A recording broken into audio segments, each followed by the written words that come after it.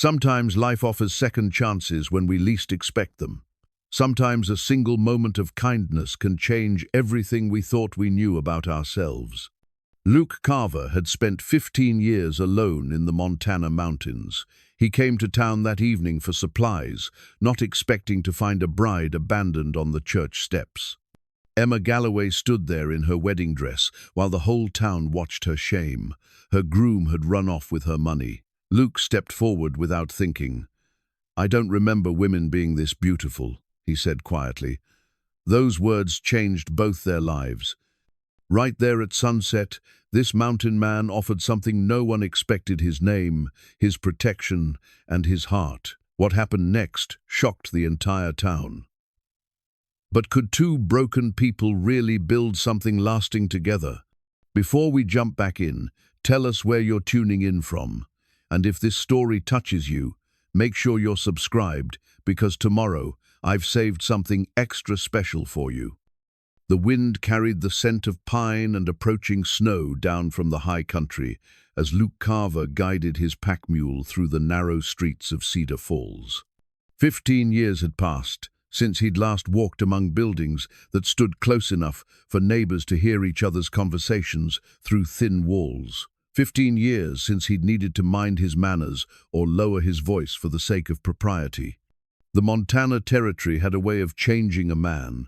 The mountains didn't care about your past, your mistakes, or your regrets. They demanded only that you be strong enough to survive another day, smart enough to read the weather, and humble enough to respect the wilderness that could kill you with a single moment of carelessness. Luke had learned those lessons well, and they'd shaped him into something harder and more self-reliant than the young man who'd fled civilization all those years ago. His trapping knife hung at his side, its leather-wrapped handle worn smooth by countless seasons of use. The blade had skinned more pelts than he could count, carved shelter from fallen timber, and defended him against bears and wolves. It was a tool that spoke of survival, of a man who'd learned to depend on nothing but his own skills and the harsh generosity of the wilderness. But now, as evening shadows stretched across the dusty main street, Luke found himself face to face with something the mountains had never taught him how to handle. Emma Galloway stood on the steps of the little white church, like a vision from another world. Her wedding dress, though travel-worn from the long journey west, still caught the dying light with an elegance that seemed impossible in this rough frontier town. The ivory lace spoke of careful hands and patient work, of a world where beauty mattered as much as practicality. Her dark hair was pinned beneath a delicate veil that stirred in the evening breeze, and her brown eyes held a mixture of dignity and devastation that struck Luke like a physical blow. She was 30 years old, though the afternoon's humiliation had added shadows beneath her eyes that made her seem older. Emma had been educated back in Massachusetts, where her father had owned a small but respectable business manufacturing ladies' gloves. She could read Latin and speak French, had taught in a one-room schoolhouse, and could play piano well enough to accompany the church choir on Sundays. None of those accomplishments seemed to matter much now, standing abandoned in her wedding dress, while the good people of Cedar Falls whispered among themselves like vultures circling a fresh carcass. The teaching certificate tucked in her small traveling bag represented everything she'd once thought important: education, independence, the ability to support herself through her own efforts. But the journey west had cost more than she'd anticipated, and her intended groom's flight with her dowry left her stranded with barely enough money for a week's meals. All her careful plans, all her hopes for a new beginning, had crumbled in the space of a few hours.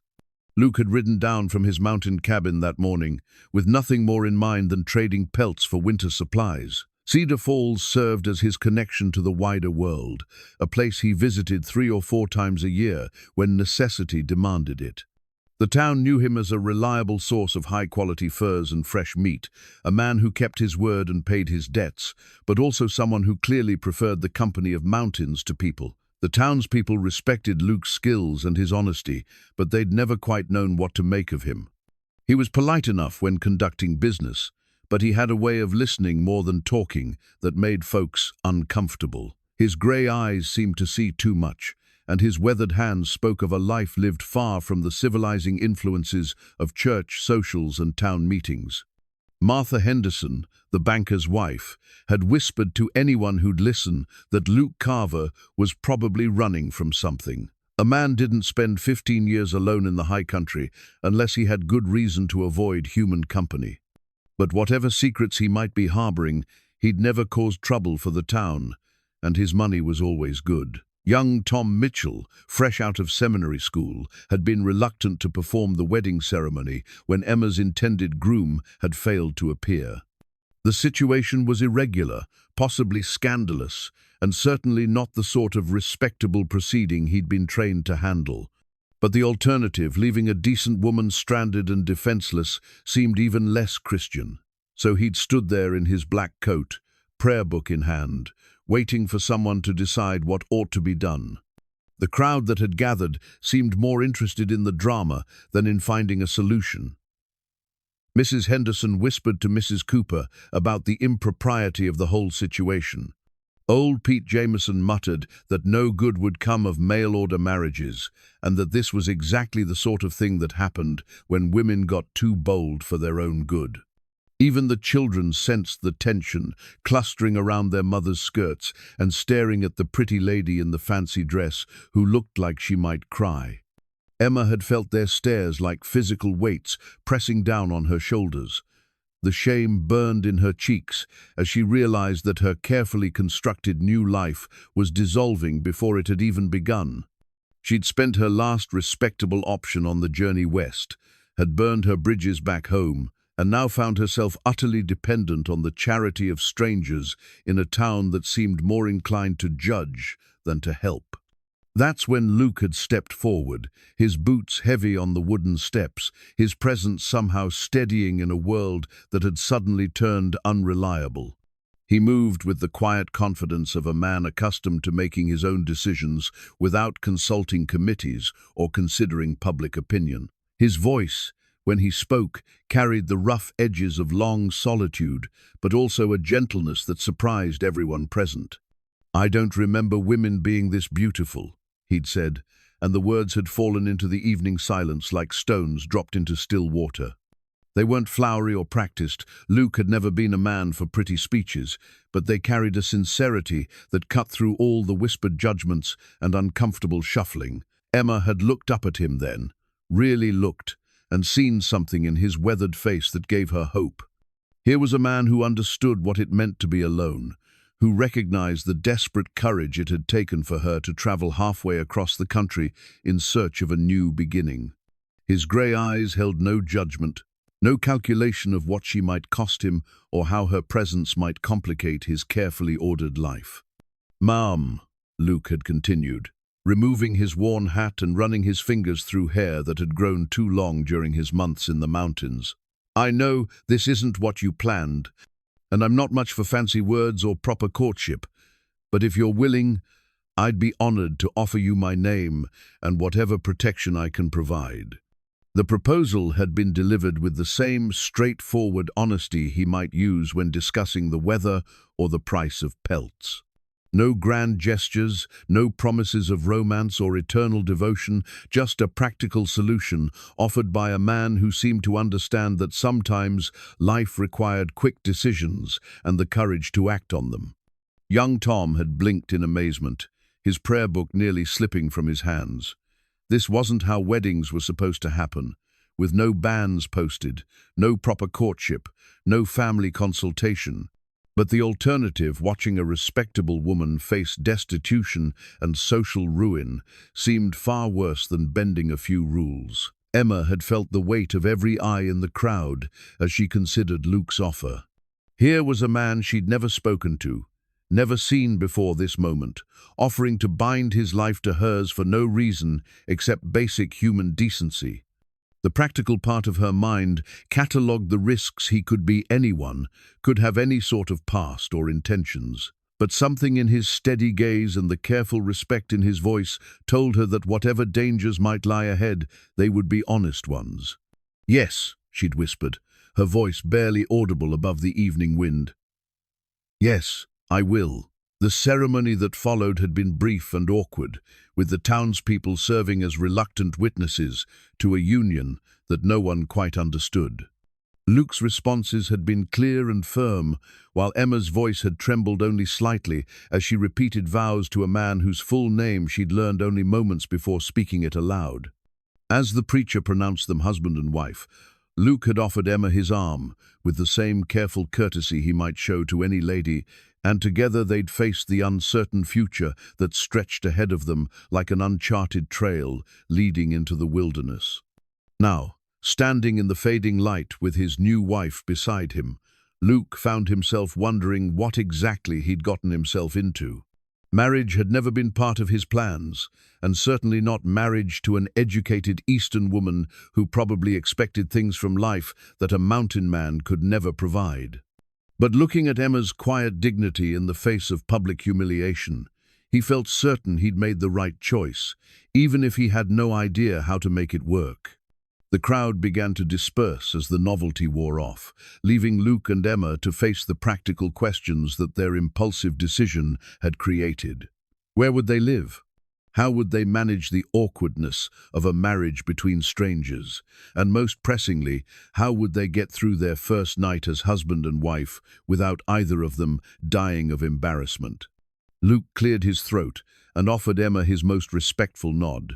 "Ma'am, Emma, I've got a room at the boarding house for tonight. I'll make arrangements for separate accommodations." "Naturally. Tomorrow, if you're agreeable, I'd like to show you my place up in the mountains.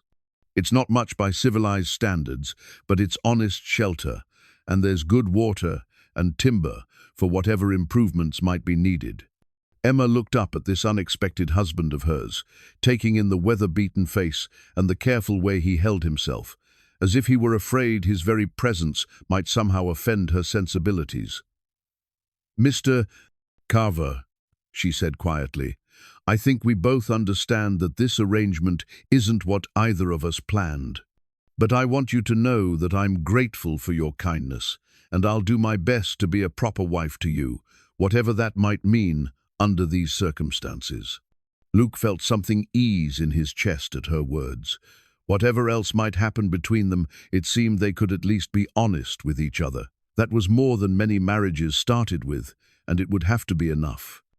The morning sun slanted through the dusty windows of Mrs. Pemberton's boarding house as Emma stared at her teaching certificate, the parchment slightly yellowed from its journey west.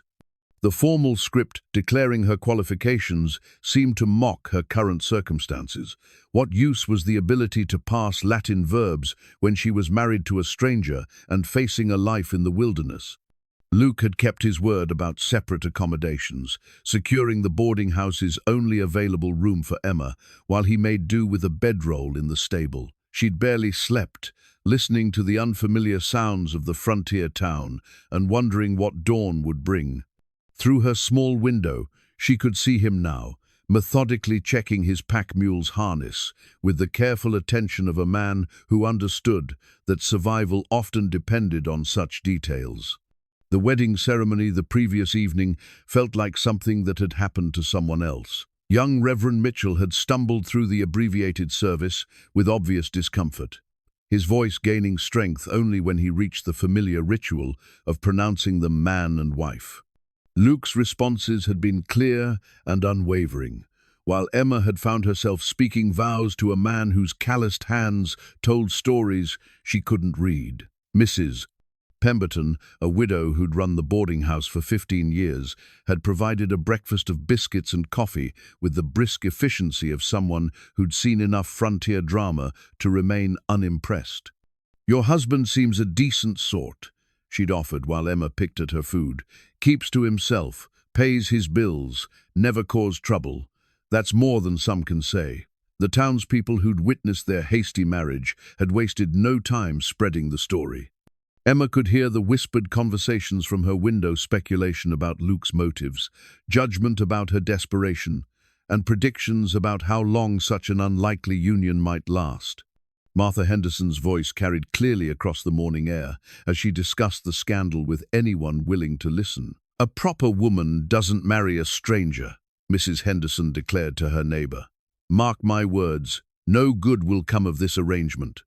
That mountain man probably saw an opportunity and took it, and well, what does that say about her character, accepting such a proposal?"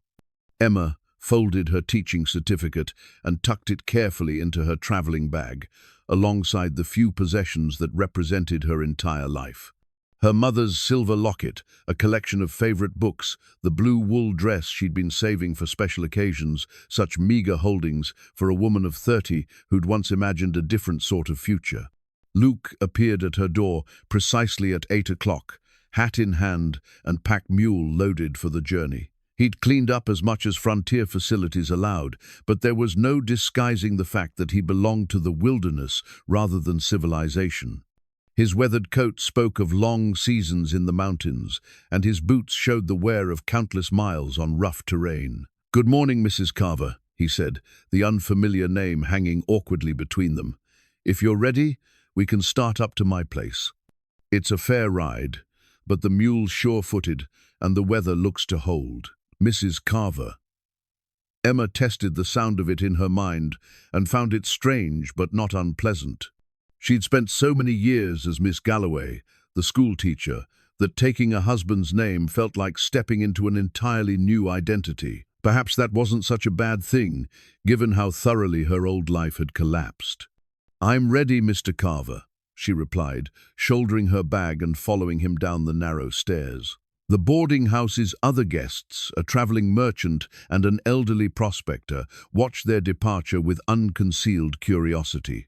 Luke helped her onto the mule with gentle efficiency, his hands careful and respectful as he adjusted the stirrups for her shorter legs. Emma hadn't ridden much, and certainly never astride in her wedding dress, but she was determined not to complain. This man had rescued her from destitution through pure kindness. The least she could do was match his practical approach to their unusual circumstances. As they rode through Cedar Falls' main street, Emma felt the weight of watching eyes from every window and doorway. The town's judgment followed them like a physical presence, and she found herself lifting her chin in defiance of their whispered criticisms. Let them talk, she'd made her choice, and she would face whatever came of it with dignity. The trail leading into the mountains began gradually, winding through foothills, covered in golden grass and scattered pine groves. Luke rode beside her on his sturdy horse, occasionally pointing out landmarks or offering quiet observations about the country they were traveling through. His voice held the cadence of long solitude, as if he'd grown unused to sustained conversation but was making an effort for her sake. "That peak there," he said, gesturing toward a distant summit, "that's where I do most of my trapping come winter. Good shelter in the draws, and the animals follow predictable paths when the snow gets deep." Emma nodded, though the wilderness around them seemed vast and intimidating. She'd grown up in Massachusetts' mill towns, where the wildest nature most people encountered was a well-maintained city park. This landscape of endless mountains and sky felt like entering another world entirely. As they climbed higher, Luke's demeanor began to change. The stiffness that had marked his interactions with the townspeople gradually faded, replaced by something more natural and confident. Here in his element, he moved with the easy grace of someone completely at home, reading the terrain and weather with instinctive skill. "Been living up here 15 years, he said during a rest stop beside a clear mountain stream. "Came up here as a young man with more anger than sense. Figured I'd stay a season or two and then move on. But the mountains have a way of keeping you, if you let them." Emma studied his weathered face, noting the lines around his eyes that spoke of years spent squinting into sun and snow. "What brought you here originally?" she asked, then immediately regretted the question when she saw him stiffen slightly. "Just needed to get away from civilization for a while," he replied carefully. "Sometimes a man has to find his own way, away from other folks' expectations and judgments." There was pain in his voice, old and well buried, but Emma was wise enough not to press further. Whatever had driven Luke to the mountains was his story to tell when he was ready, if he ever was. She'd learned patience during her years of teaching, and she suspected that patience would be essential in understanding her new husband. As evening approached, they made camp in a sheltered grove, beside another stream. Luke's preparations were swift and efficient, hobbling the animals, gathering firewood, setting up a simple but effective shelter using his bedroll and a piece of canvas. Emma watched his movements with growing respect, recognizing the accumulated wisdom of years spent depending on his own skills. "I'll sleep by the fire," Luke announced as he handed her a cup of coffee brewed over the flames.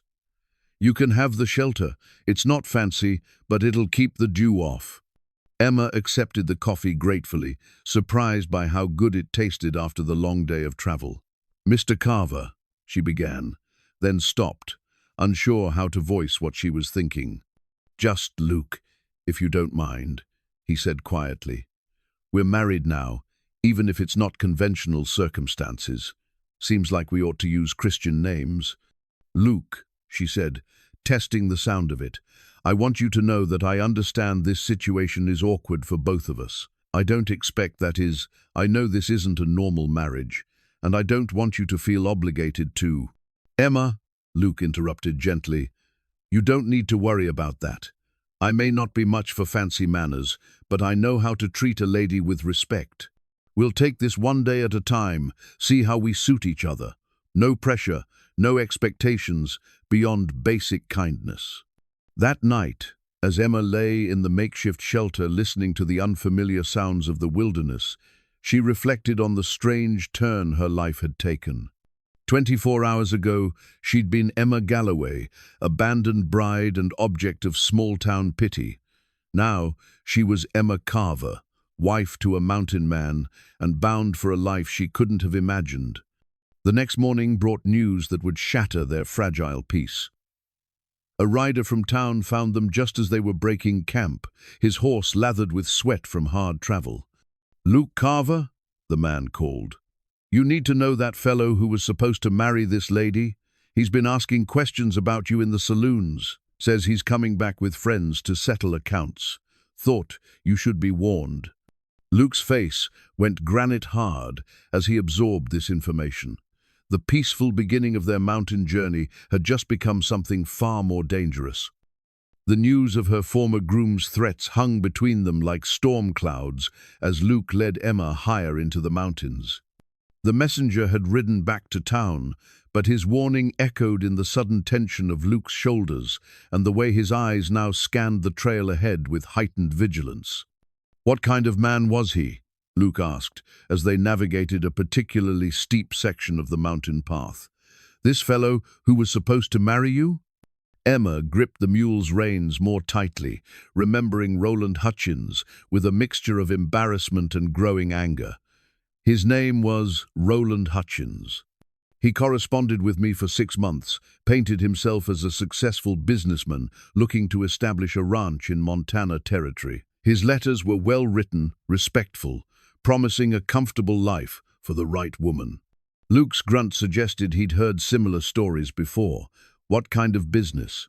"He claimed to own a freight company that transported goods between mining camps and settlements. Said he needed a wife with education and refinement to help him establish social connections." Emma's voice carried the bitter taste of deception. "It wasn't until I arrived in Cedar Falls that I learned the truth. He was nothing but a gambler and a confidence man, living off money borrowed against promises he never intended to keep." They crested a ridge, and Luke pointed toward a small clearing nestled in a grove of towering pines. "There," he said with quiet satisfaction. "Home." Emma's first glimpse of Luke's mountain property left her speechless. She'd been expecting a rough cabin, perhaps little more than a glorified lean-to. Instead, she saw the foundation stones of what had once been a substantial dwelling. The carefully fitted stones spoke of patient, skilled work, but the cabin itself was gone. Only the rock foundation and a massive stone chimney remained standing. "Fire took the cabin 3 years back," Luke explained, dismounting and helping Emma down from the mule. "Lightning strike during a dry spell. Lost everything except what was stored in the root cellar and the foundation work. Been meaning to rebuild, But one man working alone doesn't make much progress when there's trapping and hunting to keep up with. Emma walked among the foundation stones, running her hand along the carefully fitted rocks. The dimensions suggested a home much larger than she'd expected, 3 rooms at least, with a proper fireplace and what looked like space for a kitchen area. Someone had planned this as a real home, not a temporary shelter. "You built this yourself?" she asked, noting the quality of the stonework. Luke nodded, a hint of pride creeping into his voice. "Took me 4 summers to get the foundation right. Had to haul most of these stones up from the creek bed, fit each one by hand. The cabin itself was log construction, good pine logs, chinked tight against the weather. It was a fine home while it lasted." Emma could picture it as it had been a solid, comfortable dwelling, where a man could live with dignity and self-respect. The foundation stones represented years of patient labor, the dream of permanence in a harsh and unforgiving land. Seeing it reduced to ruins spoke to her heart in ways she hadn't expected. "We could rebuild it," she said impulsively, then caught herself. "That is, if you think I mean, I don't know much about construction, but I'm willing to learn." Luke stared at her for a long moment, something unreadable flickering in his grey eyes. "You'd want to live up here? It's not easy country, Emma. Winter snows can trap you for months at a time. Nearest neighbor is 2 days' ride. When something breaks, you fix it yourself, or do without." Emma looked around the clearing, taking in the towering pines, the distant mountain peaks, and the crystal-clear stream that bubbled past the foundation. The silence was profound but not empty, filled with the whisper of wind through pine boughs and the distant call of a hawk circling overhead. After the crushing judgment of Cedar Falls, the wilderness felt like sanctuary. "Where would we live while rebuilding?" she asked practically. Luke gestured toward a structure she hadn't noticed, a well-built lean-to constructed against the stone chimney, barely visible among the trees. "Built that for temporary shelter after the fire. It's not much, but it's weatherproof and has room for the basics." Emma examined the lean-to with growing respect for Luke's ingenuity. The structure was small but intelligently designed, with a slanted roof that would shed rain and snow, proper drainage, and careful attention to ventilation. A simple but effective dwelling that spoke of a man who understood how to live comfortably within his means. "It's more than I had yesterday," she said quietly, "and more honest than anything Roland Hutchins ever offered." Luke began unloading the pack mule with practiced efficiency, his movements economical and purposeful. Emma watched him work, noting the careful way he handled each item, the systematic approach to organizing their supplies. Everything had its place, its purpose, its importance, in the larger scheme of mountain survival. "I'm not much for company," Luke admitted as he secured their provisions in the lean-to. 15 years of living alone makes a man set in his ways. "I keep regular hours, don't waste much time on unnecessary talk, and I expect things to be kept orderly and clean. That might take some getting used to." Emma rolled up her sleeves and began helping him arrange their supplies, surprised to find herself enjoying the practical work. "I spent 8 years teaching school, Luke. Order and routine don't frighten me. What might take getting used to is learning how to live in the wilderness without getting us both killed through my ignorance." Luke paused in his work, studying her with those observant grey eyes. "You're not what I expected," he said finally. "What did you expect? Most city women would be crying about now, or demanding to be taken back to town immediately." Emma considered this as she folded her traveling clothes into a neat bundle. "Most city women probably have somewhere to go back to. I don't. This is my life now, Luke, and I intend to make the best of it. If that means learning to live like a mountain woman, then that's what I'll do."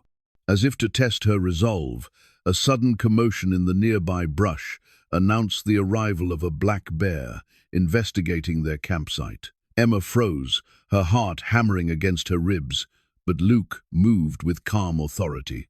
"Stand still," he said quietly, reaching for the rifle that was never far from his side. "He's just curious about the new smells. Won't bother us if we don't bother him." The bear emerged from the trees, a massive creature that seemed impossibly large and powerful. Emma had never seen a wild bear before, and the reality of sharing the wilderness with such animals struck her with sudden force. This wasn't a children's story or a nature illustration in a book. This was real danger, requiring real skills she didn't possess. Luke stood motionless, rifle ready but not threatening, watching the bear with the patience of someone who understood wild creatures.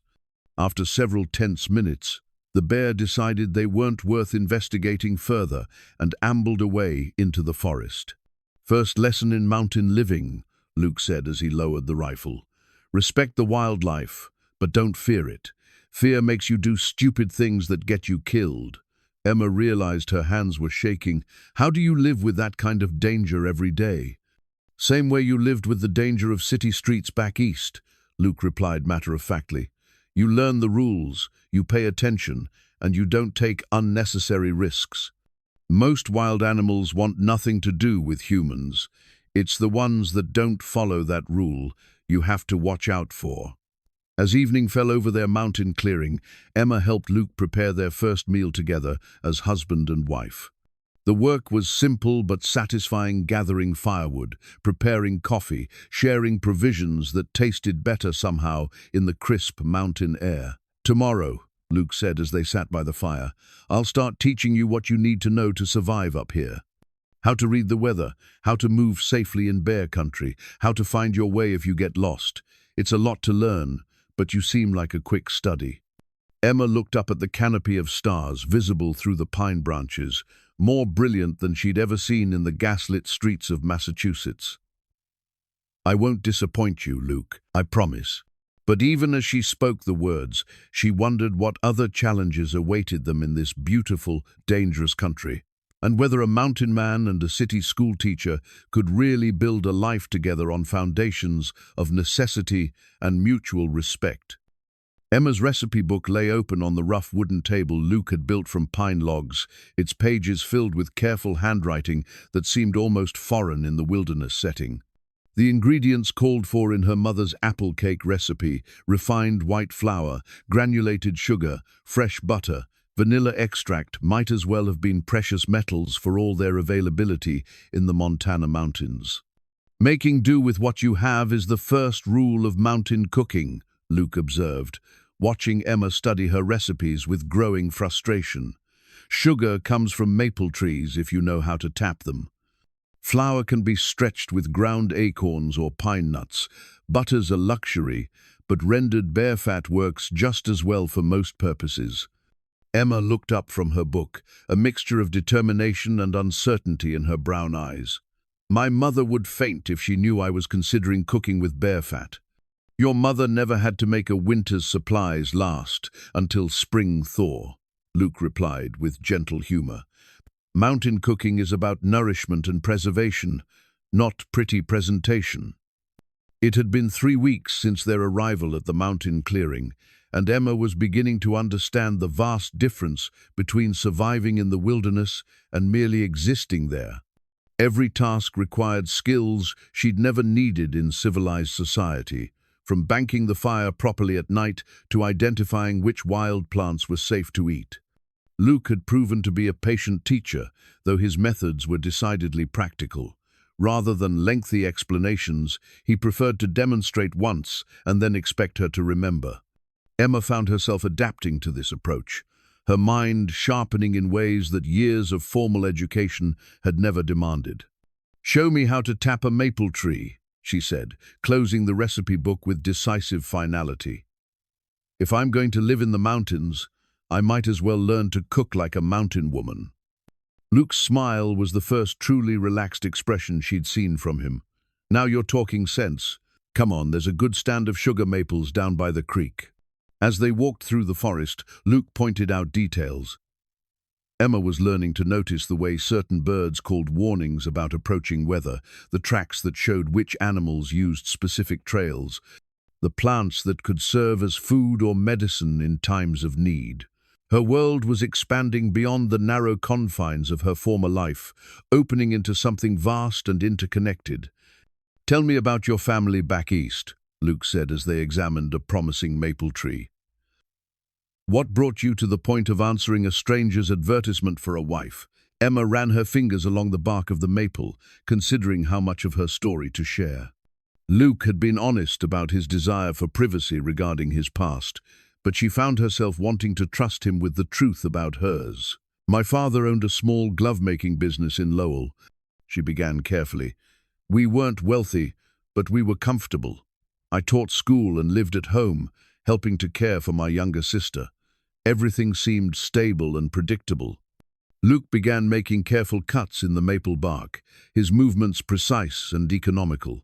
What changed? Father made some poor investments, trying to expand the business. When the bank called in his loans, we lost everything, the business, the house, even my sister's dowry money. Emma's voice carried old pain, carefully controlled. Father died of a heart attack 6 months later. The shame broke him. Luke paused in his work, looking at her with understanding that went deeper than sympathy. And your sister married her young man anyway. His family has money, so they could afford to overlook her lack of dowry. But there wasn't room for a spinster sister in their new household. I was made to understand that my presence would be an embarrassment to their social standing. The bitterness in her voice surprised Emma. She'd thought she'd made peace with her sister's abandonment, but speaking about it aloud brought back the sharp sting of betrayal. Margaret had chosen comfort and respectability over loyalty, leaving Emma to face their reduced circumstances alone. So you decided to head west, Luke said, resuming his careful work on the maple tree. I answered several advertisements, but Roland Hutchins seemed the most promising.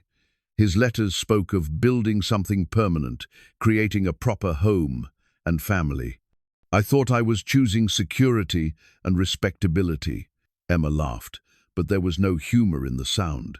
Instead, I was just trading one set of illusions for another.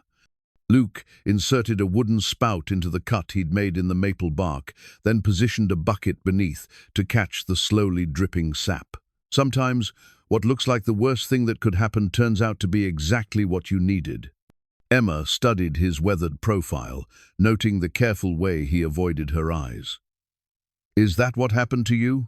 What brought you to the mountains in the first place? Luke straightened, his expression closing off in the way Emma was learning to recognize. Just needed to get away from complications, he said shortly. Sometimes a man has to choose between who he was and who he wants to become. That evening, as they sat by the fire sharing a meal of venison stew seasoned with wild herbs Luke had taught her to identify, Emma found herself watching her husband with growing fascination. He moved through the wilderness with unconscious grace, reading signs and signals she was only beginning to notice. Yet there were moments when she caught him looking at her with something that might have been longing, quickly masked when he realized she'd noticed.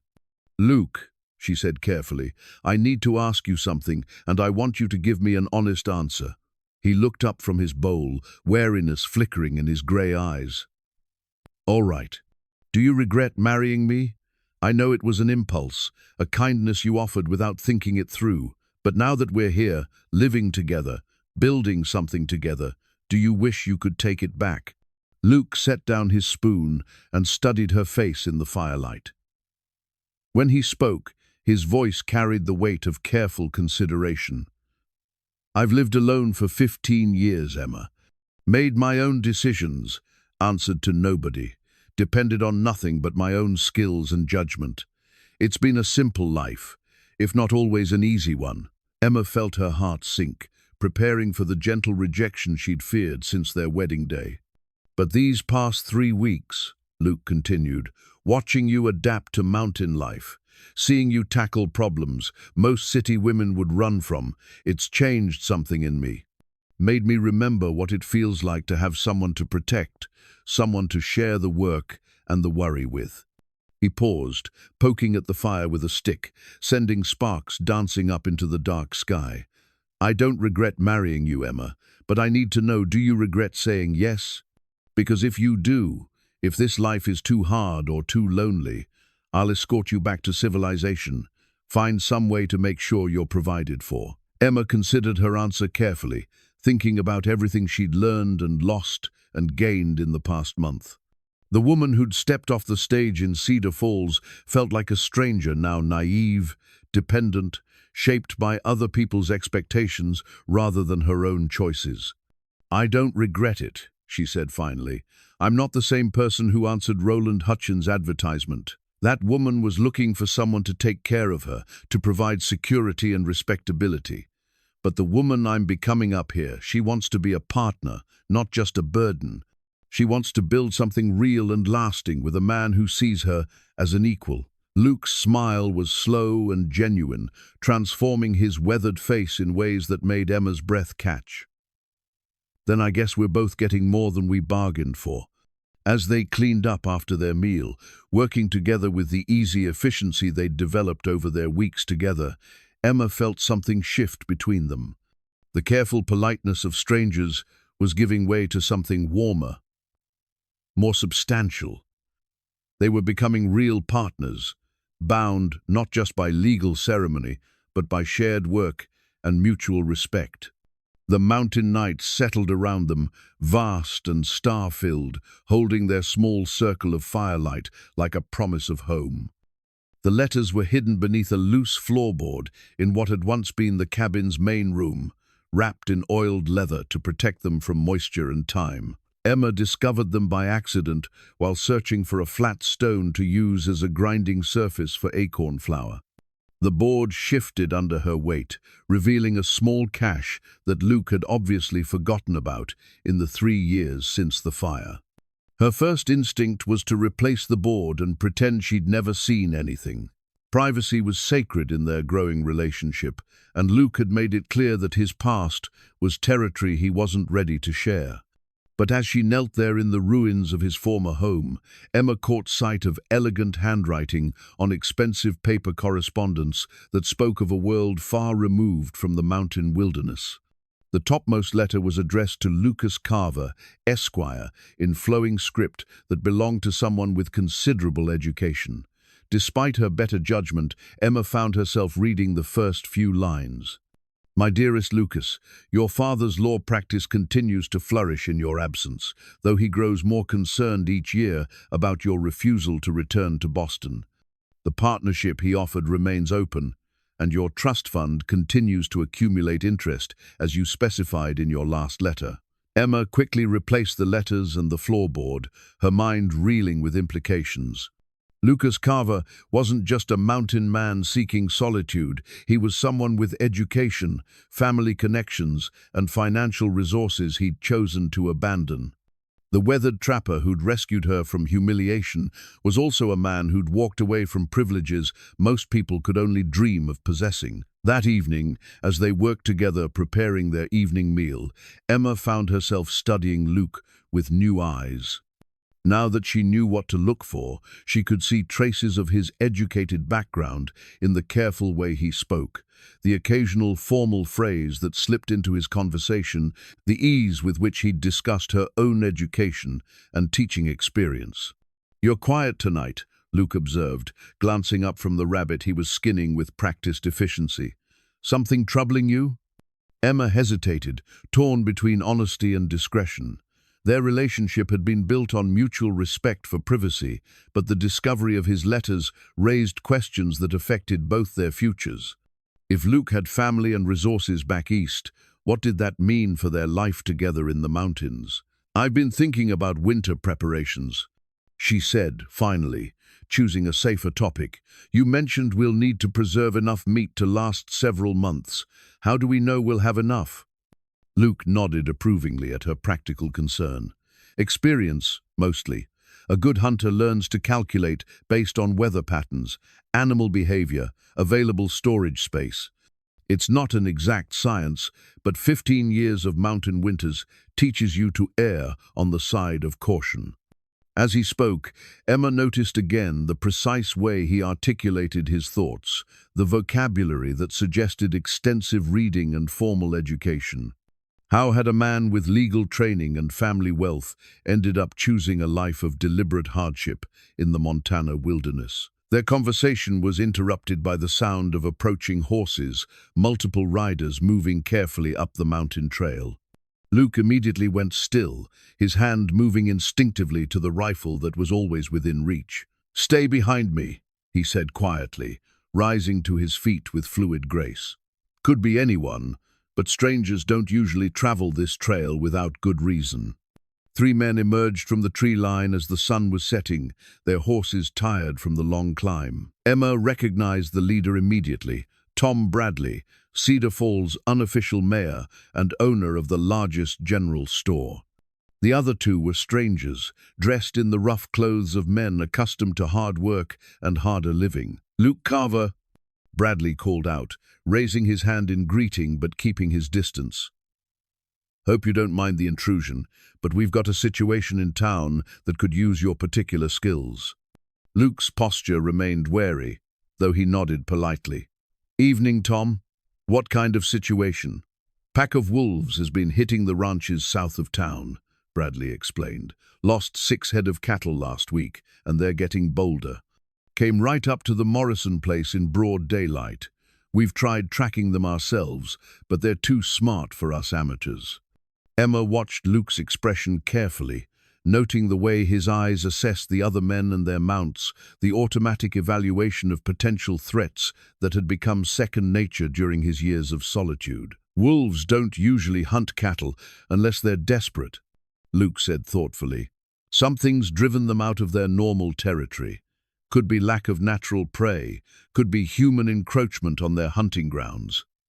Whatever the reason," Bradley continued, "folks are getting scared. The Morrison children can't even play in their own yard anymore. We're prepared to pay well for someone who can track these wolves and deal with the problem." Luke glanced back at Emma, and she could see the conflict in his grey eyes. He'd spent 15 years avoiding entanglement in other people's problems, but his natural protective instincts were clearly engaged by the threat to families and children. "How much are we talking about?" Emma asked, surprising herself by speaking up. All 3 men turned to look at her, as if they'd forgotten she was there. $200, Bradley replied after a moment's hesitation. "Cash money, paid when the wolf problem is solved." Emma felt Luke's surprise at her intervention, but she pressed on. "And how long would this work take?" "Hard to say," one of the other men answered. "Could be a few days, could be a few weeks, depending on how smart these wolves are and how far we have to track them." Luke was still watching Emma, clearly trying to understand her interest in the conversation. She gave him a meaningful look, hoping he would trust her judgment, even though she couldn't explain her reasoning in front of the other men. "We'll consider it," Luke said finally. "Give us tonight to talk it over, and I'll ride down to town tomorrow with an answer." After the men had departed, Emma and Luke sat by their fire in thoughtful silence. The $200 Bradley had offered represented more cash money than most mountain families saw in several years, enough to buy proper building materials for their cabin, adequate supplies for winter, even some of the small luxuries that made wilderness life more bearable. "You want me to take this job?" Luke said finally. It wasn't a question. "I think you should consider it carefully," Emma replied. "Not just for the money, though that's certainly appealing, but because you're the kind of man who helps people when they need it. That's why you married me, after all." Luke poked at the fire with a stick, sending sparks spiraling up into the dark sky. "Tracking wolves isn't like standing up for an abandoned bride. It's dangerous work, and if something happened to me, you'd be stranded up here alone." Emma thought about the letters hidden beneath the floorboard, about the family and resources Luke had abandoned in Boston. But she also thought about the man he'd become in the mountains, self-reliant, skilled, fundamentally decent in ways that had nothing to do with social position or inherited wealth. "Then we'll have to make sure nothing happens to you," she said firmly. "Because I've grown rather fond of my mountain man husband, and I'm not inclined to give him up without a fight." Luke's smile was worth the risk of revealing too much about her feelings. Whatever secrets lay in his past, whatever choices had brought him to this wilderness sanctuary, Emma was beginning to understand that her future was bound up with his in ways that went far deeper than a hasty marriage ceremony. The wolf hunt would test more than Luke's tracking skills. It would test whether their partnership was strong enough to survive the challenges that lay ahead. The fever came without warning on the third day, after Luke had ridden down to town to accept the wolf-hunting contract. Emma woke shivering despite the warm autumn morning, her body aching as if she'd been trampled by horses. By midday, she could barely stand without the world spinning around her like a child's top. The simple wedding ring Luke had fashioned from a piece of silver ore caught the firelight as Emma's trembling fingers gripped the edge of their rough table. The band had become more than just a symbol of their hasty marriage. It represented the steady presence of a man who'd proven his worth through actions rather than words. Now, with Luke away tracking wolves and Emma burning with fever in their mountain cabin, that simple ring felt like her only connection to safety. She'd been alone for 3 days, managing well enough until the sickness struck. Luke had left her with detailed instructions about maintaining the fire, securing their food supplies against bears, and using the rifle if necessary for protection. But he hadn't anticipated illness, and Emma realized with growing alarm that she might be facing a crisis beyond her limited mountain skills. The fever climbed through the afternoon, bringing with it a bone-deep weakness that made even simple tasks nearly impossible. Emma forced herself to drink water from their barrel, knowing dehydration could be fatal, but keeping anything down required tremendous effort. Every joint in her body ached, and strange dreams flickered at the edges of her consciousness, even when she was awake. By evening, Emma was delirious enough to imagine Luke's voice calling her name from the forest. The hallucination was so vivid that she actually struggled to her feet and called back, "Luke, I'm here," before collapsing again as reality reasserted itself. He was miles away, tracking dangerous predators with men from town. He wouldn't return for days, possibly weeks. The night brought terrifying dreams, mixed with periods of semi-consciousness, when Emma wasn't sure whether the sounds she heard were real or imaginary. Mountain cats screamed in the distance, or perhaps they were only fever phantoms. The fire burned low, and she lacked the strength to add more wood, leaving their shelter increasingly cold and dark. Dawn found Emma barely conscious, her lips cracked from dehydration and her skin burning with fever. She'd managed to crawl close enough to the dying fire to feel its minimal warmth, but movement beyond that seemed impossible. Part of her mind remained clear enough to understand that she was in serious danger. Mountain fever had killed stronger people than her, and she was facing it entirely alone. That's when she heard the real sound of approaching horses, not the fever dreams that had tormented her through the night. Male voices, growing closer, and then boots on the wooden platform Luke had built outside their lean-to shelter. "Mrs. Carver? Emma?" The voice belonged to Doc Peterson from Cedar Falls, though Emma couldn't understand why he would be visiting their remote mountain camp. "She's in here, Doc," came another voice, Tom Bradley, the man who'd hired Luke for the wolf hunt. Luke sent word that she was feeling poorly when he left, thought we should check on her. Emma tried to respond, but managed only a weak croak. Strong hands lifted her carefully, and she found herself looking up into the weathered face of the frontier doctor who served the scattered settlements around Cedar Falls. "Mountain fever, no question," Doc Peterson muttered, pressing a cool hand against Emma's burning forehead. "She's dehydrated and running a dangerous temperature. Good thing Luke sent that message, or we might have found her too late." Through her fever haze, Emma heard fragments of conversation as the doctor worked to get fluids into her system and reduce her temperature with cool compresses. Luke had apparently sent word through a passing trapper that Emma wasn't feeling well, asking the townspeople to check on her. Even while tracking wolves miles away, he'd been thinking about her welfare. The next few days blurred together in a haze of fever dreams and gradual recovery. Doc Peterson had moved Emma down to town where proper nursing care was available, despite her weak protests about wanting to wait for Luke's return. Mrs. Pemberton, the boarding house owner, proved to be a capable nurse with experience treating mountain fever. "Your husband's quite devoted to you, Mrs." Pemberton observed as Emma finally regained enough strength to sit up and take solid food. Most men would have left their wives to fend for themselves rather than interrupt important work to send for help. Emma touched her wedding ring, which had never left her finger despite the fever's ravages. "He's a good man," she said quietly. "Better than I had any right to expect. Better than most folks in town gave him credit for," Mrs. Pemberton agreed. "There's been talk, you know, about that hasty marriage of yours. Some thought he was taking advantage of a desperate woman. Others figured you were after whatever money a mountain man might have saved up. But a man who interrupts a paying job to make sure his wife is cared for, that's not opportunism. That's love. Love." Emma turned the word over in her mind as she slowly regained her strength. She'd entered their marriage expecting nothing more than mutual respect and practical partnership. But somewhere in the process of learning to live in the mountains, of watching Luke's patient teaching and gentle consideration, her feelings had deepened into something she hadn't dared name. Luke returned to town 5 days later, his horse tired from hard riding, and his face showing the strain of worry and sleepless nights. Emma was sitting on the boarding house porch, still weak but clearly recovering, when he rode up the main street. He dismounted before his horse had fully stopped and covered the distance to the porch in long strides. "Emma," he said, his voice rough with relief. "Doc Peterson said the fever broke yesterday, but I needed to see for myself."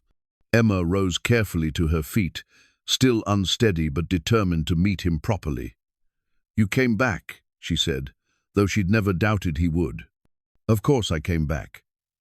Luke's hands hovered near her shoulders, as if he wanted to embrace her but wasn't sure it would be welcome. "When I got word you were sick, nothing else mattered. Not the wolves, not the money, nothing, but the job." "Finished," Luke said curtly. "Tracked the pack to their den, eliminated the threat. Bradley has your money." He paused, studying her face with those perceptive grey eyes. "Emma, I need to tell you something. These past few days, thinking I might lose you before I'd even had a chance to—" Emma stepped closer, placing her hand over his heart. "I know," she said softly. "I felt it too, during the fever. The fear of leaving things unsaid, feelings unexpressed." Luke's arms finally came around her, carefully, as if she might break. "I love you," he said against her hair. "I didn't expect it. Didn't plan for it, but somewhere between that first evening in town and now, you became everything I didn't know I was missing." Emma leaned into his embrace, feeling the solid strength of him and knowing that whatever challenges lay ahead, they would face them together. "I love you too," she whispered, "my mountain man, my husband." Around them, the people of Cedar Falls watched this display of genuine affection with grudging approval. Perhaps this unlikely marriage might work after all. Perhaps love could grow in the most unexpected soil, between the most unlikely partners. But even as Emma savored the security of Luke's arms and the warmth of his declared love, she couldn't shake the memory of those hidden letters and the questions they raised about his past. Love was a foundation, but lasting marriages required honesty, and Luke was still keeping secrets that might threaten everything they were building together. The wanted poster arrived with the weekly mail delivery to Cedar Falls, carried by a territorial marshal who'd been tracking leads across 3 states. Emma saw it first, nailed to the post outside the general store, while Luke was inside settling accounts from the wolf hunt. Her blood turned to ice water as she read the bold lettering, "Wanted, Lucas Carver, alias Luke Carrington, robbery, grand theft, 500 reward." The detailed description matched her husband perfectly: height, weight, distinctive grey eyes, even the small scar on his left hand from a childhood accident he'd once mentioned. But it was the name Luke Carrington that made her stomach clench with recognition. She'd seen that name before, written in elegant script on the letters hidden beneath their cabin's floorboards. Emma forced herself to read the entire poster with growing horror. Lucas Carrington was wanted in connection with a series of bank robberies across Colorado and Wyoming territories between 1878 and 1882. The crimes had netted thousands of dollars, and while no murders were attributed to the suspect, several bank employees had been injured during the robberies. The poster noted that Carrington was considered extremely dangerous and should not be approached by civilians. The man she'd married, the gentle mountain man who'd rescued her from humiliation and nursed her through fever, he was a wanted criminal with a substantial price on his head. Emma's hands shook as she tore the poster from the post, crumpling it against her chest as if she could somehow make the words disappear. Around her, the normal bustle of Cedar Falls continued unchanged. No one else had noticed the poster yet, but it was only a matter of time before someone saw it and recognized the description. Luke emerged from the store carrying supplies, his face relaxed and content in the way she'd learned to treasure. The wolf hunt had been successful, earning them enough money to begin serious work on rebuilding their cabin before winter. For the first time since their marriage, they'd been making real plans for the future, discussing the number of rooms they wanted, whether to add a proper kitchen, how to design the layout for maximum warmth and efficiency. Now everything was crashing down around them. "Emma?" Luke's voice carried concern as he noticed her distress. "What's wrong? You look like you've seen a ghost." Emma glanced around the busy street, noting how many people were within earshot. "We need to talk," she said quietly. "Privately. Now." Luke's expression sharpened with the wariness that never completely left him, even in their most intimate moments. He loaded their supplies onto the pack mule with swift efficiency, and they rode out of town in tense silence. Emma's mind churned with questions, accusations, and a growing sense of betrayal that warred with her love for the man she thought she knew. They were halfway back to their mountain clearing before Emma finally spoke. "Lucas Carrington," she said, watching Luke's shoulders stiffen at the name. "That's who you really are, isn't it?" Luke brought his horse to a stop in the middle of the trail, his hands steady on the reins despite the bombshell Emma had just dropped. "Where did you hear that name?" Emma pulled the crumpled wanted poster from her coat and handed it to him without speaking. Luke studied it for a long moment, his weathered face revealing nothing of what he was thinking. "I see," he said finally. "How long have you known?" "I found the letters under the floorboard 3 weeks ago," Emma admitted. "The ones from your family in Boston. But I didn't know about this until today." Luke folded the poster carefully and tucked it into his coat pocket. "We should get home before we discuss this. These mountains have ears, and some conversations are better held in private." The ride back to their clearing felt endless.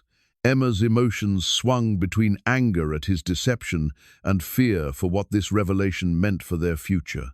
If Luke was a wanted criminal, their marriage was built on lies. Worse, his presence in her life put her at risk of being branded an accomplice or accessory to his crimes. At their campsite, Luke methodically unloaded their supplies and tended to the animals before finally turning to face Emma's questions. She'd spent the time preparing herself for this confrontation, but seeing him move through familiar tasks with the same careful competence he'd always shown made her heart ache with confusion. "The poster is accurate," Luke said without preamble. "I robbed 6 banks between 1,878 and 1,882, took approximately $12,000 in total. Never killed anyone, but I won't claim nobody got hurt in the process." Emma sank onto the log they used as a bench, the blunt confession hitting her like a physical blow. "Why?" she whispered. "Why would you do such things?" Luke sat across from her, his grey eyes steady but shadowed with old pain. "Because I was young and angry and convinced that the world owed me something for the injustices I'd suffered. Because I thought I could take shortcuts to get what I wanted without considering the consequences." He stared into the distance, his voice taking on the cadence of someone reciting a story he'd told himself many times. "My real name is Lucas Carrington. My father is Jonathan Carrington, senior partner in one of Boston's most prestigious law firms. I was supposed to follow in his footsteps, join the firm, marry well, live the life of a proper Boston gentleman." Emma waited, sensing there was more to the story than simple rebellion against family expectations. When I was 22, I fell in love with a girl named Catherine Morrison. She was beautiful, intelligent, and completely unsuitable by my family's standards. Her father was a blacksmith, and she worked as a seamstress to help support her younger siblings. I asked her to marry me. Luke's hands clenched into fists as he continued. My father threatened to disown me if I went through with the marriage, cut off my inheritance, remove me from the firm, make sure I was socially ruined in Boston. I was arrogant enough to think I could make my own way in the world, that love would be enough to overcome practical considerations. Emma began to understand the pain that had driven Luke to the mountains, but it didn't yet explain his turn to crime. Catherine and I eloped, Luke continued. For 6 months, we were happy despite the financial struggles. I worked as a clerk in a smaller law firm, and Catherine continued her sewing work. We were poor but optimistic about our future. Luke's voice dropped to barely above a whisper. Catherine died in childbirth. The baby didn't survive either. And because we had no money for proper medical care, because my pride had prevented me from reconciling with my family when we needed help, they both died in a tenement room, while I was too proud to beg my father for assistance. Emma felt tears stinging her eyes as she began to understand the grief and guilt that had shaped Luke's choices. After Catherine's death, I went a little mad, Luke admitted. Blamed my father, blamed society, blamed anyone except myself for what had happened. I decided that if the world was going to punish me for following my heart, then I'd punish it right back. Started robbing banks, targeting institutions that represented everything I'd come to hate about money and social position. The pieces of his story were falling into place, but Emma still struggled to reconcile the criminal he described with the gentle man who'd rescued her from humiliation. What changed? What made you stop? Luke managed a bitter smile. Got shot during the last robbery, barely made it out of town alive, and spent 3 months hiding in an abandoned cabin while the wound healed. Had plenty of time to think about what I'd become, what Catherine would think of the man I'd turned into. Realized that I wasn't honoring her memory, I was destroying everything she'd loved about me. He gestured toward the mountains surrounding their clearing. Came up here to disappear, to become someone different. Spent the first few years expecting bounty hunters to track me down, but gradually realized that Lucas Carrington was presumed dead. Luke Carver could build a new life, make different choices, try to atone for past mistakes. Emma absorbed this revelation in silence, her mind reeling with the implications. The man she'd married was indeed a criminal, but he was also someone who'd spent 15 years trying to become worthy of redemption. The question now was whether that redemption was enough to build a marriage on, and whether the law would ever allow them the peaceful life they'd been building together.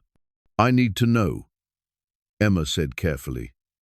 Have you been sending money to the banks you robbed? Is that what the letters from Boston are about? Luke nodded. Every cent I stole, plus interest. My father has been acting as intermediary, funneling restitution payments through his law firm. The account is nearly settled another 2 years, and every victim of my crimes will have been compensated. Emma studied her husband's weathered face, seeing both the man she'd fallen in love with and the criminal whose past could destroy their future. What happens now, Luke? That poster is nailed up in town. Someone will recognize the description eventually. Luke's expression hardened with resolve. Now I pack up and disappear before I bring trouble down on you. This was always a possibility, Emma. I should have told you from the beginning, should have given you the choice of whether to tie your life to a wanted man's. Emma stood abruptly, anger flaring through her confusion and fear. Don't you dare make that decision for me, Lucas Carrington. I married you for better or worse, and I meant those vows even if they were spoken hastily. We'll figure this out together, or not at all. Luke looked up at her with something that might have been hope, struggling against despair. Emma, you don't understand. If they catch me, if bounty hunters come looking, then we'll deal with that when it happens. Emma interrupted firmly. "But I won't let you disappear into the mountains again, not when we've built something real together. Whatever your past, Luke, you're not the same man who robbed those banks.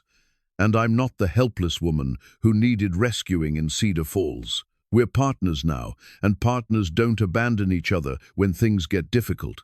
Luke rose slowly to his feet, studying Emma's determined expression. "You realize what you're saying? If you stay with me, you become an accessory after the fact. Your reputation, your safety, everything you've built here. Everything I've built here is with you," Emma said firmly, "and I choose to keep building, whatever the risks. But Luke, no more secrets. If we're going to face this together, I need to know everything. No more hidden letters, no more carefully edited stories. Complete honesty, or this marriage doesn't survive." Luke nodded slowly, understanding that Emma was offering him something precious and fragile, not just forgiveness, but partnership in whatever trials lay ahead. The question was whether their love was strong enough to survive the storms that were surely coming.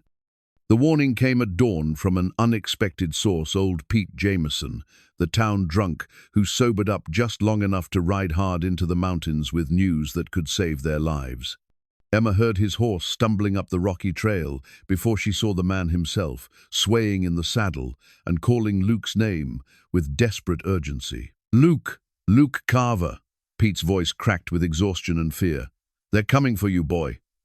3 of them bastards rode into town yesterday asking questions, and they got that poster memorized better than scripture." Luke emerged from their rebuilt cabin, rifle in hand, and instantly alert. Over the past 2 months since Emma's discovery of his true identity, they'd lived with the constant awareness that his past might catch up with them. Now, that possibility had become reality. "Who's coming, Pete?" Luke asked, helping the older man down from his trembling horse. "What did they look like?" Pete accepted the cup of coffee Emma pressed into his shaking hands, his weathered face grim with urgency. "Bounty hunters, sure as I'm standing here. Leader's a big man, mean-looking, with a scar running from his left eye to his jaw. Called himself Morrison. The other 2 looked like they'd cut their own mothers' throats for pocket change." Emma felt ice forming in her veins. Morrison, that had been Catherine's maiden name, Luke's first wife, who died in childbirth. Could this be a relative seeking personal vengeance rather than just professional reward? Luke's face had gone stone hard at the name. Did he say why he was hunting Lucas Carrington specifically? Was it just about the reward money? "That's the thing," Pete said, his voice dropping to a whisper. "He weren't asking about no Lucas Carrington. He was asking about the man who killed his sister 20 years ago. Said he'd been tracking you across half the territory, waiting for you to surface somewhere you couldn't run." Luke's rifle, a precision instrument he'd maintained with religious care through 15 years of mountain life, seemed to grow heavier in his hands.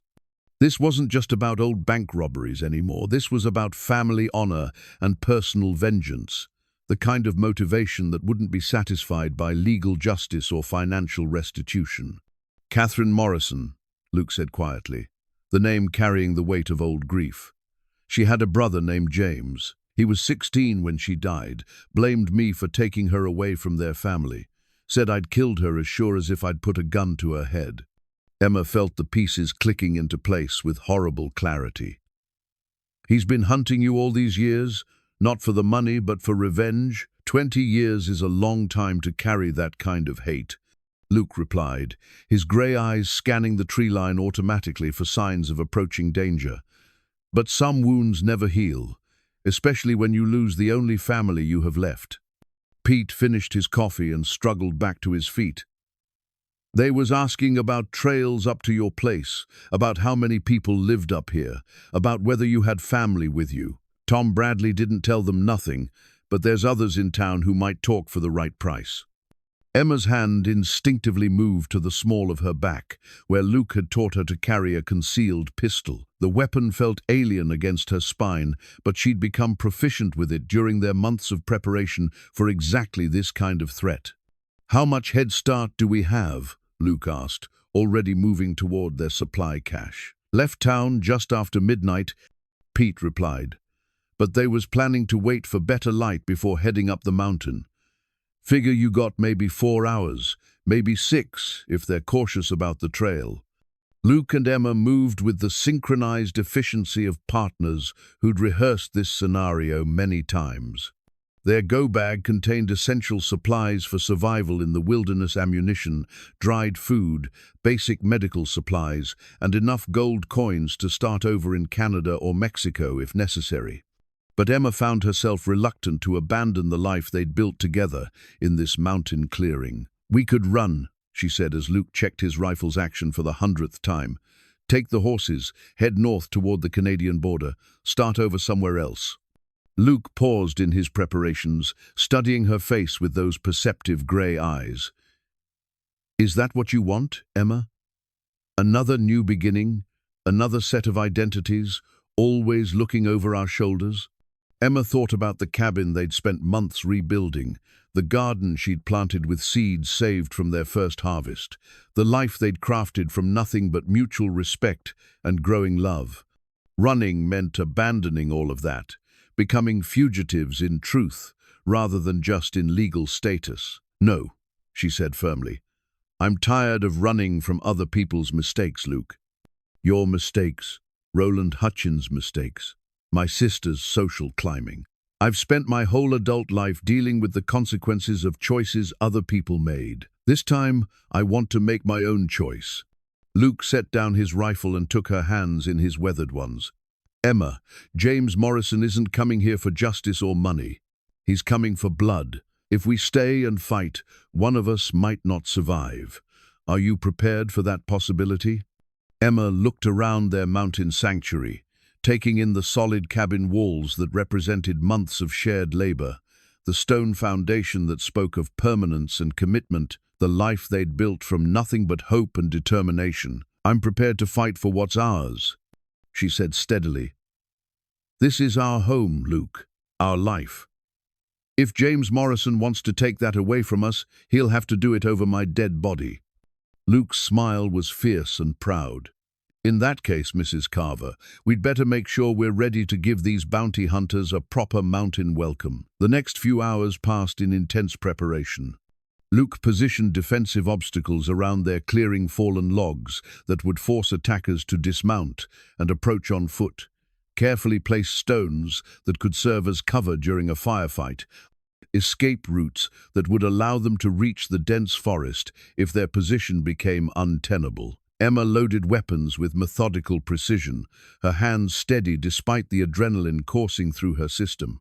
The shy schoolteacher who'd answered Roland Hutchins' advertisement seemed like a different person entirely from the woman who now prepared for armed combat beside her outlaw husband.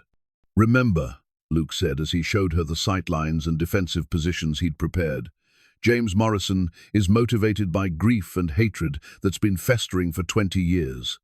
That makes him dangerous but also predictable. He'll want to get close, want to see my face when he kills me. That gives us an advantage if we're smart about using it." Emma nodded, absorbing tactical information with the same focused attention she'd once applied to lesson plans and student evaluations. "What about the other two, the ones who looked like hired killers?" "Professional bounty hunters care about collecting their reward alive if possible, dead if necessary," Luke replied. "They'll be more cautious, more methodical, probably hang back and let Morrison take the emotional risks while they wait for clean shots." As the sun climbed higher, they took positions inside their cabin, where they could observe the approaches to their clearing while remaining concealed.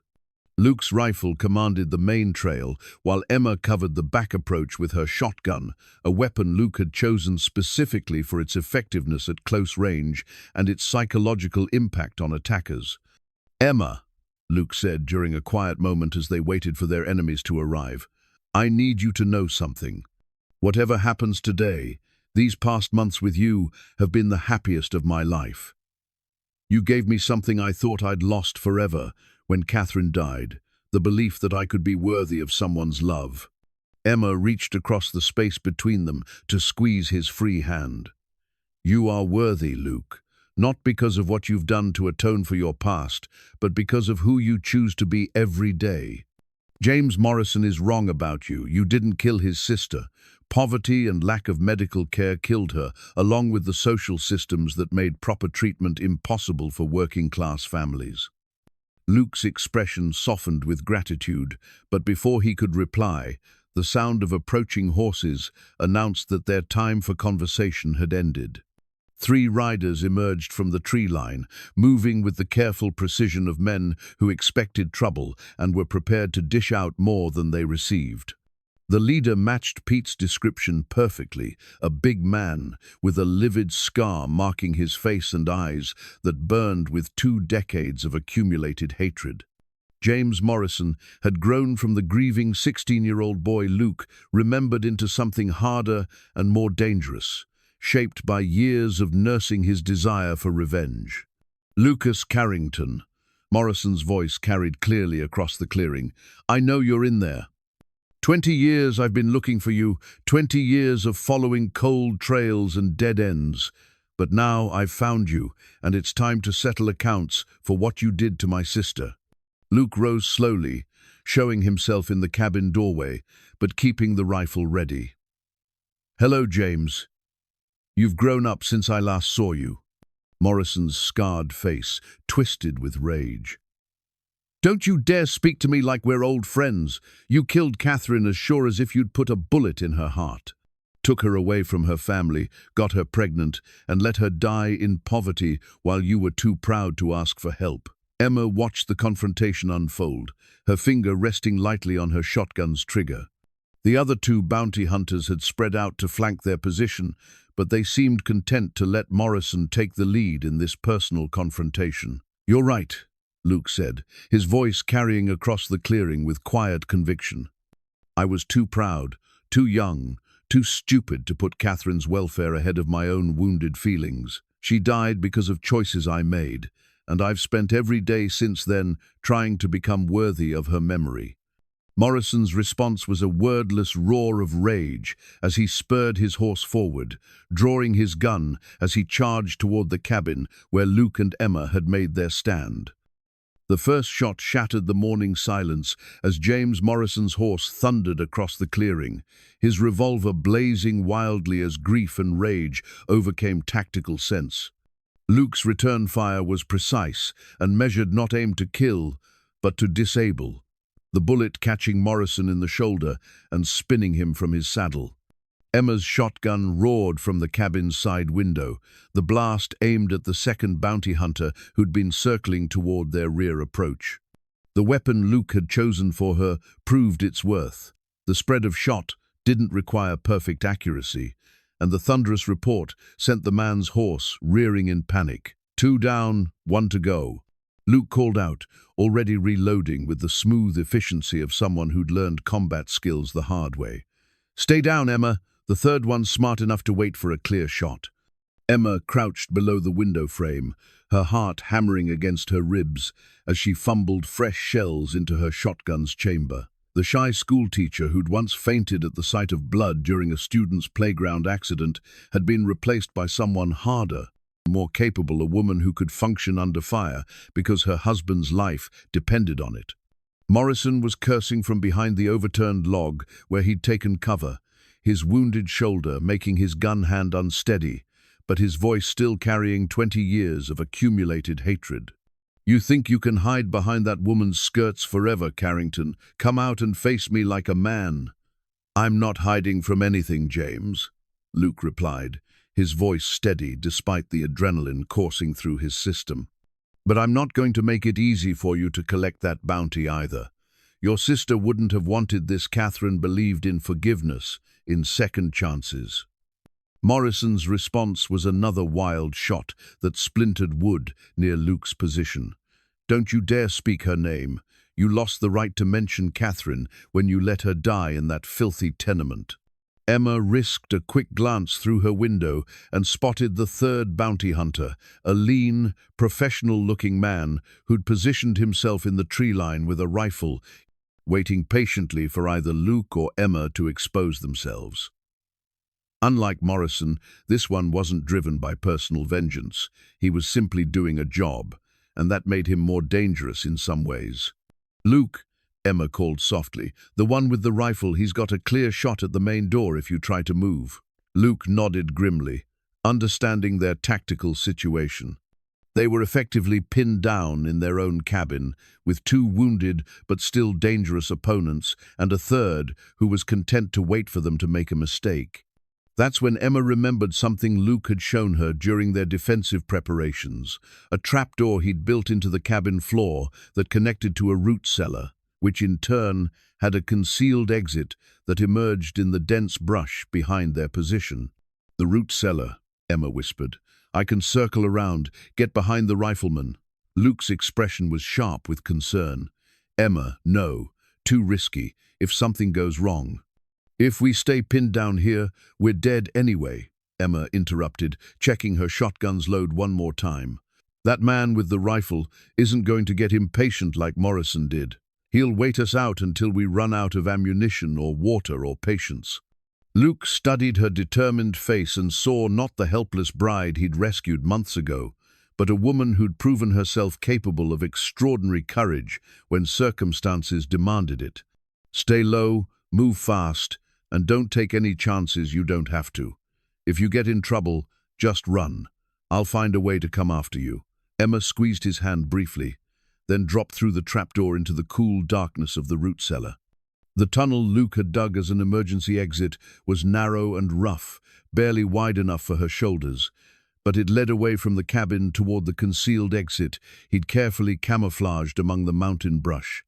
Above her, she could hear Morrison still shouting challenges and threats, his voice growing hoarse with pain and fury.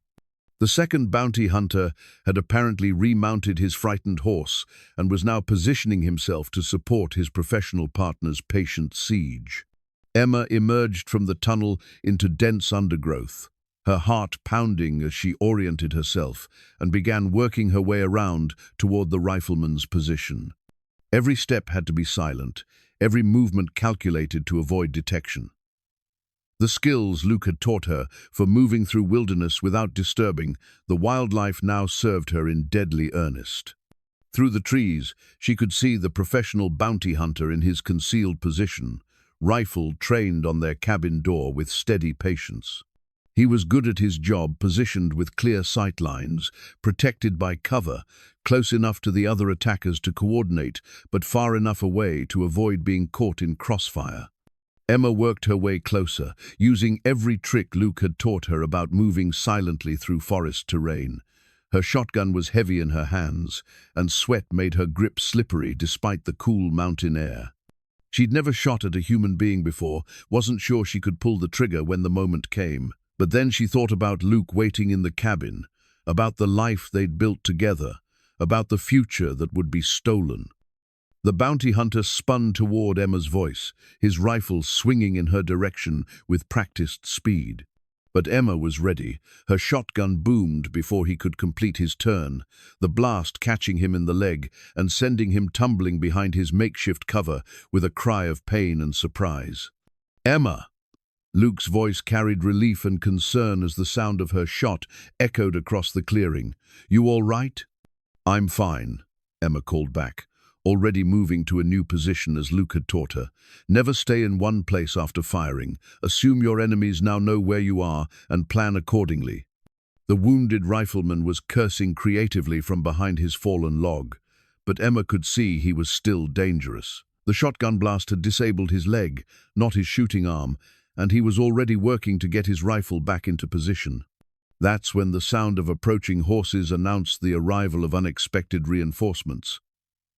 Emma's heart sank, thinking more bounty hunters had found their remote clearing, but the voice that called out across the battlefield carried the authority of legitimate law enforcement. "This is Marshal Tom Patterson, Territorial Law Enforcement. Lower your weapons and identify yourselves." Emma risked a glance toward the main trail and saw 3 riders wearing the distinctive badges of territorial marshals. The lead rider was a gray-haired man with the weathered look of someone who'd spent decades keeping order in frontier country. James Morrison's response was predictable, another wild shot in the marshal's direction, his grief and rage making rational surrender impossible. "Stay out of this. Carrington killed my sister, and I'm going to see justice done." Marshal Patterson's voice carried the calm authority of someone accustomed to dangerous situations. "Mr. Morrison, you're wanted for questioning in connection with 3 illegal bounty hunting operations and 2 civilian deaths. Drop your weapon and surrender peacefully." Luke emerged from the cabin slowly, his hands visible but still holding his rifle. "Marshal Patterson, I'm Lucas Carrington. I assume you're here about the bank robberies from 20 years ago." "Among other things," the marshal replied, dismounting carefully while keeping his own weapon ready. "We've been tracking Mr. Morrison and his associates for 6 months. They're not legitimate bounty hunters, they're criminals using old wanted posters to justify robbery and murder." Emma felt a surge of hope mixed with confusion. If Morrison and his men were criminals rather than legitimate law enforcement, what did that mean for Luke's legal status? The wounded rifleman made his choice at that moment, attempting to line up a shot at the marshals from his concealed position. Emma's second shotgun blast ended that threat permanently, the man slumping behind his log without another sound. Marshal Patterson nodded approvingly in Emma's direction. "Good shooting, ma'am. Professional bounty hunters don't usually bring their wives to gunfights." "We're not bounty hunters," Luke said firmly. "I'm a former outlaw trying to make restitution for old crimes. Emma is my wife, and we were defending our home against armed attackers." The second bounty hunter, wounded earlier by Emma's first shot, chose that moment to make a run for his horse. Luke's rifle spoke once, precisely, dropping the man before he could escape or threaten the marshals.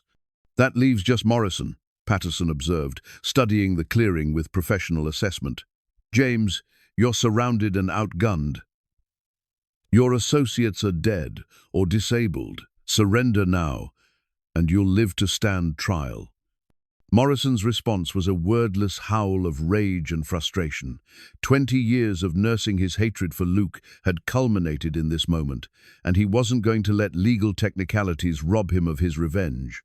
He broke from cover, charging toward Luke's position with his revolver blazing wildly. Luke could have killed him easily. Morrison's wounded shoulder made his aim erratic, and his emotional state had destroyed any tactical sense he might have possessed. Instead, Luke fired once, precisely, the bullet shattering Morrison's hand and ending the threat without taking his life. Morrison fell to his knees in the dirt of the clearing, clutching his shattered hand and weeping with pain and frustrated rage. 20 years of hatred had brought him to this moment of defeat, broken and bleeding in the place where his obsession had finally consumed him. Marshal Patterson approached Morrison carefully, checking him for additional weapons before applying makeshift bandages to his wounds. "James Morrison, you're under arrest for murder, robbery, and impersonating federal officers. You'll be transported to territorial court for trial." Emma emerged from the forest, her shotgun still ready but pointed safely toward the ground. The transformation from abandoned bride to capable frontier woman was now complete. She'd proven herself in combat, protected her husband's life, and helped legitimate law enforcement capture dangerous criminals. "Mr. Carrington," Marshal Patterson said as his deputies secured the scene, "we need to talk about your legal status. There's been some interesting developments regarding those old bank robbery charges." Luke's expression was wary but hopeful. "What kind of developments?" "The kind that involve presidential pardons and official recognition of voluntary restitution efforts," Patterson replied with a slight smile. "Seems your father's law firm has been more active on your behalf than you might have realized. You're not a wanted man anymore, Luke. You're a reformed citizen who's paid his debt to society." Emma felt tears of relief stinging her eyes as the implications sank in. They were free, truly free to build their life together without looking over their shoulders, without fear of bounty hunters or criminal prosecution. The badge of honor that Marshal Patterson handed to Luke was more than just official recognition of his redemption. It was a symbol of everything they'd built together, everything they'd fought to protect, and everything they could now look forward to in their future as partners in both marriage and life. 6 months later, the morning sun streamed through the windows of their expanded cabin, illuminating pages of the family Bible that lay open on Emma's kitchen table.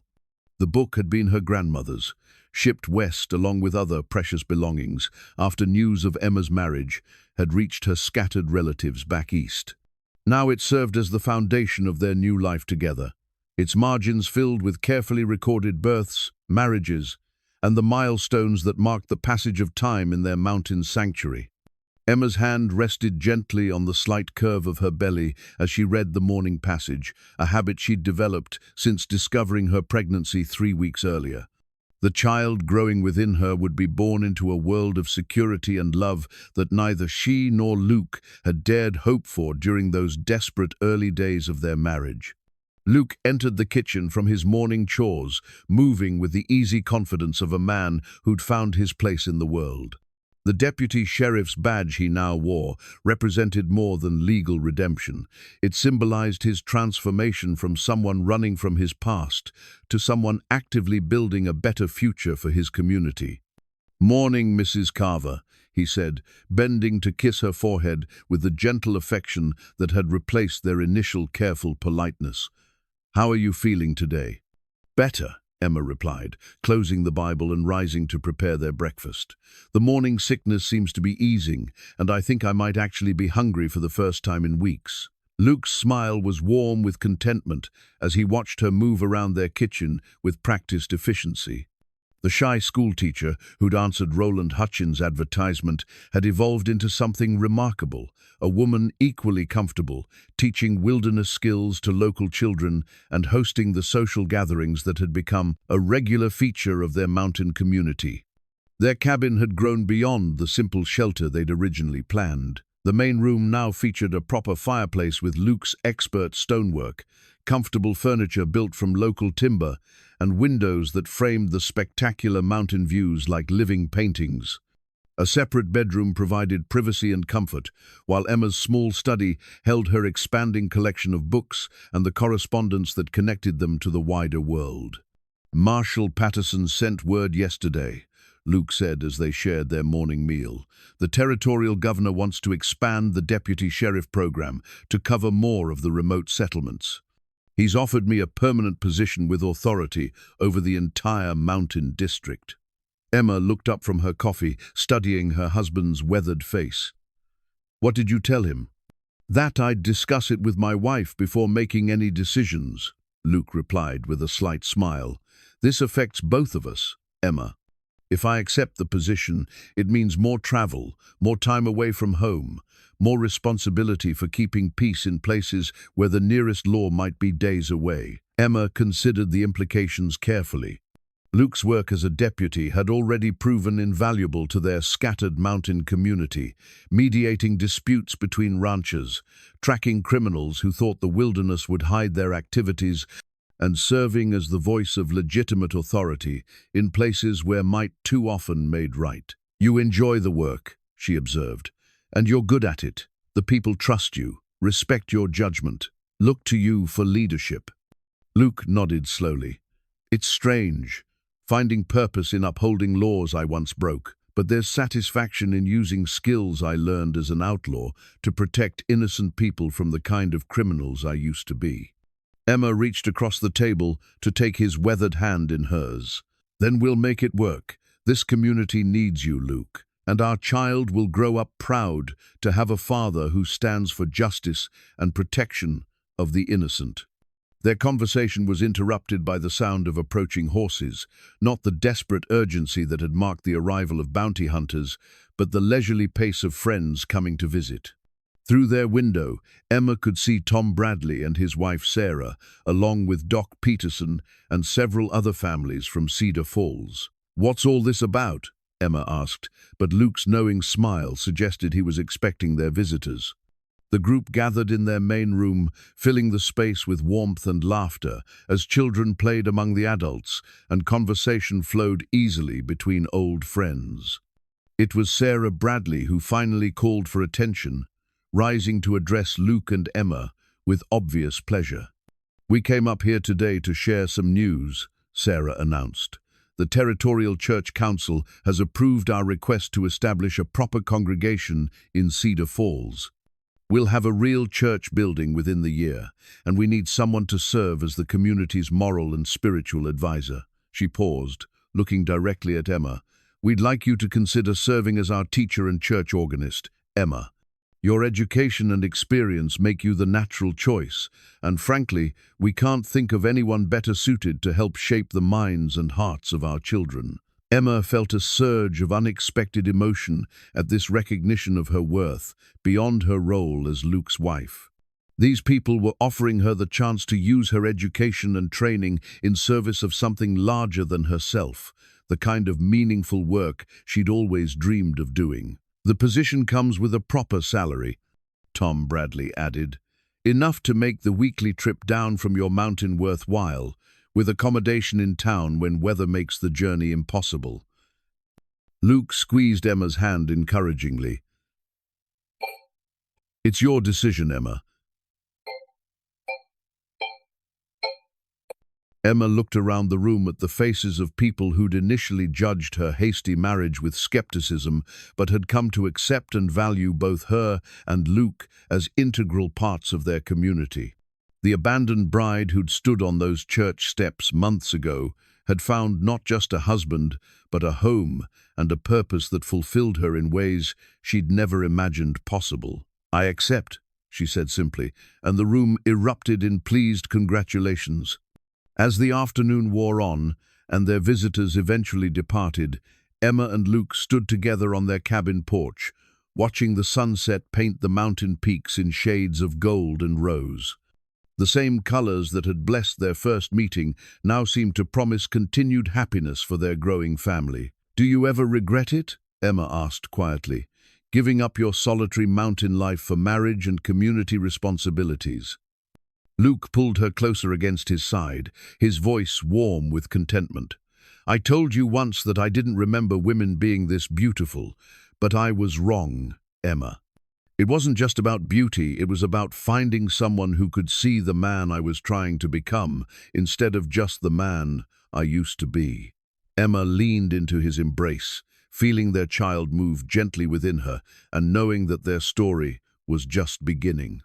Tomorrow would bring new challenges, new opportunities to build something lasting and meaningful in this mountain wilderness they'd claimed as home. But tonight, as stars emerged in the darkening sky above their peaceful valley, Emma and Luke Carver stood together as partners in the truest sense, two people who'd found in each other the courage to become more than they'd ever dreamed possible.